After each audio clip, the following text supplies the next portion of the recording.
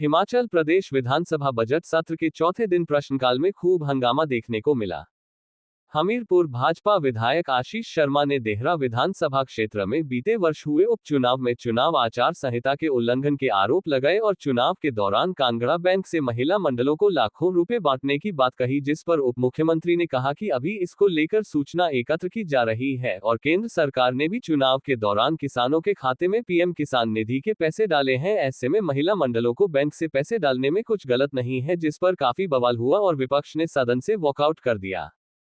विपक्ष के नेता जयराम ठाकुर ने कहा कि देहरा विधानसभा उपचुनाव में मुख्यमंत्री की पत्नी कमलेश ठाकुर का चुनाव रद्द होना चाहिए, क्योंकि आचार संहिता के दौरान महिला मंडलों को पैसे बांटे गए हैं और चुनावों को प्रभावित किया गया है। सरकार के पास जवाब नहीं है। ऐसे में पीएम किसान सम्मान निधि की किस्त का जिक्र उप मुख्यमंत्री कर रहे हैं, जबकि पीएम किसान सम्मान निधि की किस्त पहले से चल रही योजना के तहत डाली जाती है। मुख्यमंत्री की पत्नी की सदस्यता रद्द होनी चाहिए। इसको लेकर देहरा से भाजपा उम्मीदवार चुनाव आयोग या कोर्ट का दरवाजा भी खटखटाएंगे। पंजाब दस्तक के लिए सुरेंद्र राणा की रिपोर्ट।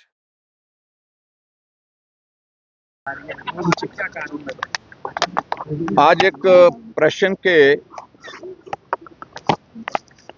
सिलसिले में जब माननीय विधायक आशीष शर्मा जी ने देहरा के उपचुनाव के दौरान वहां सैकड़ों महिला मंडलों को पैसा देने की बात पर प्रश्न उठाया, तो हमारे उप मुख्यमंत्री महोदय जी ने पहले तो जवाब ये दिया कि सूचना एकत्रित की जा रही है। तो आशीष शर्मा जी ने खड़े होकर के कहा कि मेरे पास सूचना है थोड़ी, लेकिन हम पूरी सूचना चाहते हैं, और जो सूचना इनके पास थी वो रिकॉर्ड पर है।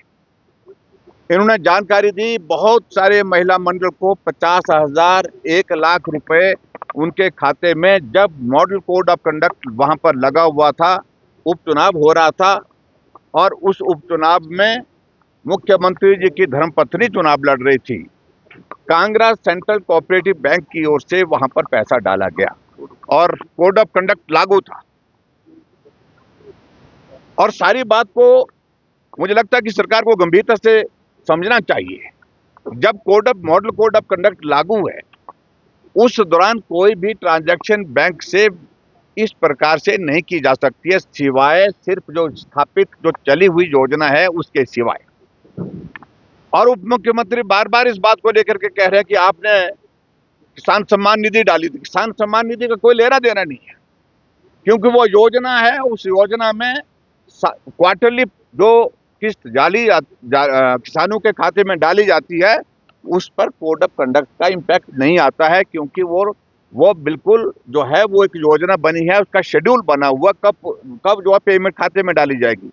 लेकिन यहाँ हैरानी की बात है, सेम डे जिस दिन चुनाव हो रहा उस दिन भी पैसे डाले गए हैं महिला मंडल के खाते में।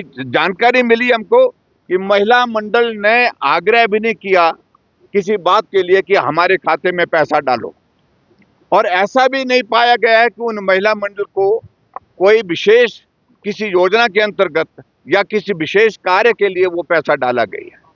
सिर्फ वो पैसा अगर डाला गया, वो सिर्फ एक काम के लिए डाला गया, क्योंकि वहां पर उपचुनाव चल रहा था और उपचुनाव में कांग्रेस पार्टी के कैंडिडेट को इसका फायदा हो सके, उस दृष्टि से वो पैसा डाला गया है। और मेरा ये मानना है, हमारा ये गंभीर आरोप है, चुनाव आचार संहिता का उल्लंघन हुआ है और उल्लंघन होने के साथ साथ में चुनाव की प्रक्रिया प्रभावित हुई है और उसके कारण परिणाम भी प्रभावित हुआ है। ऐसी सूरत में जब हम बार बार इस बात के लिए प्रश्न का उत्तर मांगने की कोशिश कर रहे थे, उप मुख्यमंत्री सारी चीजों को दाएं बाएं करने की कोशिश कर रहे हैं।